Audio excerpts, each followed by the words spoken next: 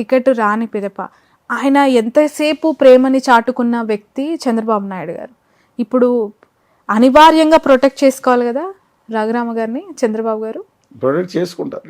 100% ticket ఇచ్చే అవకాశం ఉందంటారు. అయితే ఇంకెక్కడి నుంచి ఇస్తారో ఆలోచించుకోవాలి. మిగతా వాళ్ళు ఎత్తేసి ఇవ్వాలి. లేదంటే కొన్ని వార్తలు వస్తున్నాయి, అయితే విజయనగరం ఎంపీ లేదు అంటే ఉండి అసెంబ్లీ నియోజకవర్గం నుంచి అని చెప్పి. బహుశా రామరాజు గారిని కన్విన్స్ చేయాల్సిన అవసరం ఉంది. ఎందుకంటే అక్కడ కలవపూడి శివ గారు అనే ఆయన ఉన్నారండి. ఆయన లాస్ట్ టైం పోటీ చేశారు ఎంపీ కింద.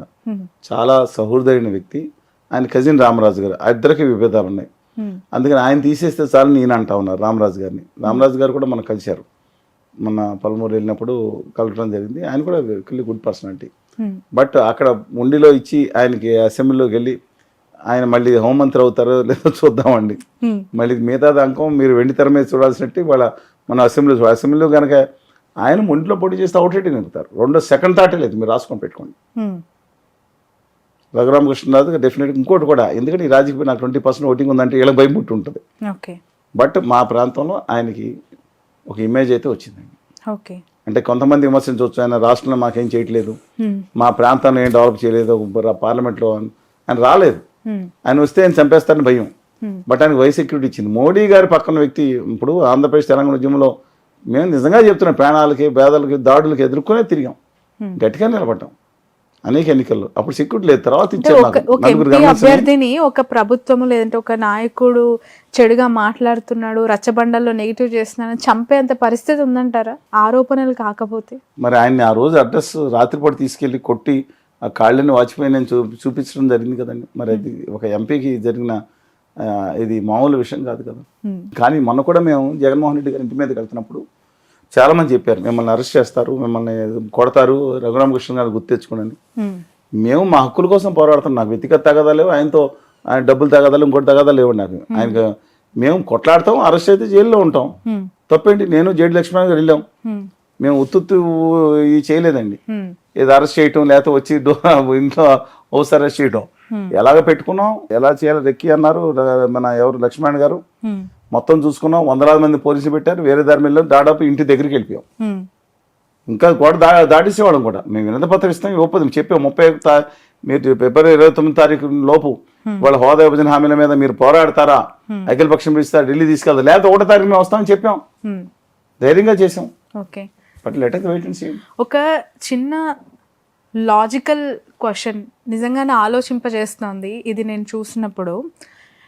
ఏపీ ఆంధ్రప్రదేశ్ ఎన్నికల సంగ్రామంలో ప్రాంతీయ పార్టీలతో నేషనల్ అంటే సెంట్రల్ పార్టీ బీజేపీ అలయన్స్లోకి వచ్చింది, TDP, Janasena, BJP.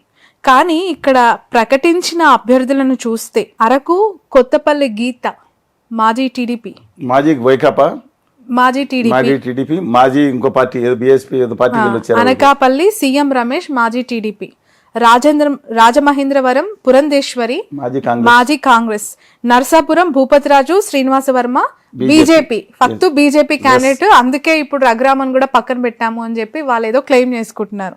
Okay. Rajampet Nallari Kiran Kumar Reddy మాజీ కాంగ్రెస్, మాజీ సమైక్యాంధ్ర పార్టీ, పైగా ఆఖరి వరకు లాస్ట్ బాల్ వరకు ఆడతానని చెప్పి ఏదో చేసిన ఆయన.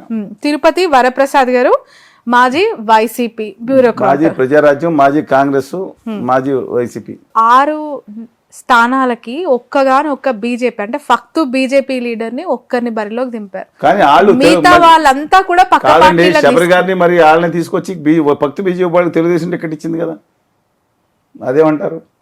అంటే నేను కంపారిజన్ కాదు, బట్ అలయన్స్ ని ప్రజలు ఎలా యాక్సెప్ట్ చేస్తారు?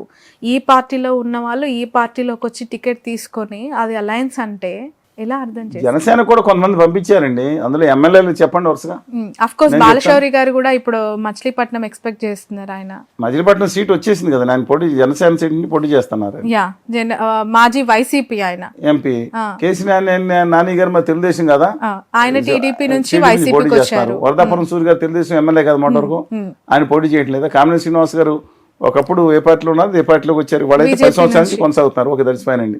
మరి వాడేపటి అదర్స్ సహజం రాజకీయాల్లో దొంగట్లు అన్నదంట ఎంట్రీలు వచ్చి కంగారు పడతాం కంటేనండి. ఈ రాజకీయాలు ఎలా తయారైపోయినంటే, సత్యాన్నపురం కాంగ్రెస్ పార్టీ అయితే విచిత్రం. సత్యాన్నపురం రైల్వే స్టేషన్ బెజవాడలో ఉండేది, చాలా మంది తెలియదు. మా పాలకొల్లు నరసాపురం నుంచి ట్రైన్ అక్కడికి వెళ్తా ఉంటే సత్యాన్నపురం అవుటర్ లాగేది. ఆ మధ్యలో అటు ఇటు గేట్లు కూడా ఉండే కాదు. ఈ జనం ఇటు నుంచి వెళ్ళి ఆగి ఒక అరగంట ఆగింది అనుకోండి, ఇటు నుంచి ఎటు వెళ్ళడానికి పెట్టిలోంచి ఎక్కి వెళ్తూ ఉండేవారు. ఏంటంటే బాబు అసలు దాంట్లో ఎవరున్నారు ప్లాట్ఫామ్ మీద అర్థమైంది కదా. ఒకప్పుడు కాంగ్రెస్ వాళ్ళు అనేవారు. అంజయ్ గారు కూడా అన్నారు 1981లో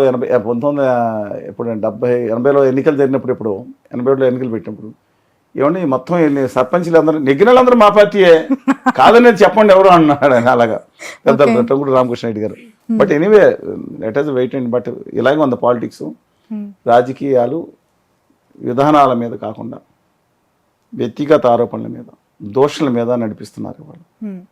రాష్ట్రంలో సమస్యల మీద కాదు, రాష్ట్రంలో భావితరాలు దెబ్బతినేది కాదు. వాళ్ళ సాఫ్ట్వేర్ ఎక్స్పోర్ట్స్ పెరగట్లేదు, వాళ్ళ ఉద్యోగాల కోసం వలో లక్ష్యాన్ని వలస వెళ్ళిపోతున్నారు. 99% మంది వలస వెళ్ళిపోతున్నారు. పరిస్థితి ఇలా ఉంది.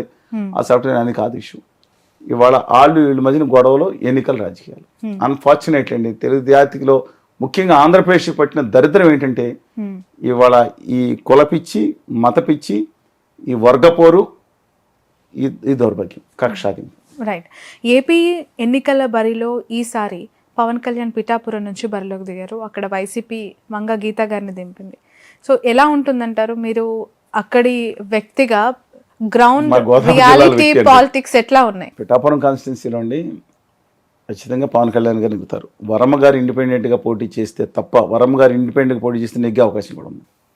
వత్సవాయి రామగోపాలవరం గారు ప్రకటించారు నేను పోటీ చేస్తాను, మరి సరదాగా ప్రకటించినట్టున్నారు. కానీ అసలు ఒరిజినల్ వరం గారు వేరే ఉన్నాడు. ఆయన పెనుమత్స రామగోపాలవరం గారు, ఈయన శ్రీ వత్సవాయి వరం గారు. ఈయనకి ఖచ్చితంగా అందుకని ఆయన జాగ్రత్తగా కళ్యాణ్ బాబు గారు చూసుకుంటున్నట్టు ఉన్నారు. నేను అధికారంలోకి వస్తే మొట్టమొదటి పదం మీకే ఇస్తానని చెప్పి కూడా ఆయన ప్రకటించారు చంద్రబాబు నాయుడు గారు. ఆయన నిలబడితే తప్ప, ఆయన ఇఫ్ ఈ సైడింగ్ విత్ కళ్యాణ్ గారు డెఫినెట్గా ఈజ్ గోయింగ్ టు విన్ అండి. No second thought. ప్రతిసారి కుల రాజకీయాలకి నేను దూరం, కుల రాజకీయాలను నేను చెయ్యను అనే పవన్ కళ్యాణ్ గారు కాపు ఓటర్లని ప్రసన్నం చేసుకోవడానికి, ఆ ఓట్ బ్యాంక్ తనకు కలిసి వస్తుంది అని పిఠాపురం ఎంచుకున్నారా? అంటే మరి ఇంతకుముందు అంటే గాజువాకలో కూడా కొంతమంది ఉన్నారు, మరి భీమవరంలో ఉన్నారని ఎంచుకున్నారు, డిఫరెంట్ ఇష్యూ అండి. మరి పాలకొల్లో చిరంజీవి గారు ఓడిపోయినది చూసుంటారు. నేను పవన్ కళ్యాణ్ గారి గురించి ప్రస్తుతం మాది పాలకొల్లు. ఆయన అన్నయ్య గారిది చూసుంటారు, ఎందుకు జరిగిందో చూసుంటారు. పాలకొల్లో కేవలం వర్గాల మీద చిరంజీవి గారికి అనేక మంది అభిమానం ఉన్నారు. వర్గాలకు అతీతంగా ఉన్న అత్యధిక ఆయన వర్గం ఉన్న 30,000+ ఓటర్స్ ఉన్నారు పాలకొల్లో. మిగతా వాళ్ళు వ్యతిరేకమయ్యారు. అలాంటి పొరపాటు ఏమైనా జరుగుతుందేమని చెప్పి భావించాను. అక్కడికి వెళ్ళి ఉండొచ్చు బహుశా. అందుకని ఒకటి మాత్రం, మరి ఆ విధంగా తీసుకుంటే మీరు చంద్రబాబు నాయుడు గారు పోటీ చేసే కాన్స్టిట్యున్సీలో ఎంతమంది ఉంటారండి? వర్గం అయింది 200 ఉంటారు. నేను అడుగుతున్నాను. బాలకృష్ణ గారు పోటీ చేసే దాంట్లో 50 మంది ఉంటారు, 100 మంది ఉంటారు. అది వేరు.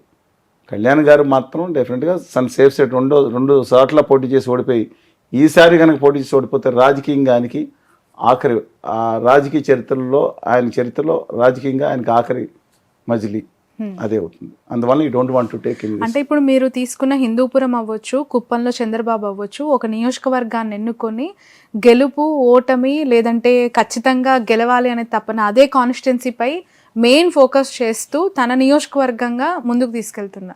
అఫ్ కోర్స్ మంగళగిరిలో లోకేష్ కూడా. కానీ పవన్ కళ్యాణ్ గారు గాజువాక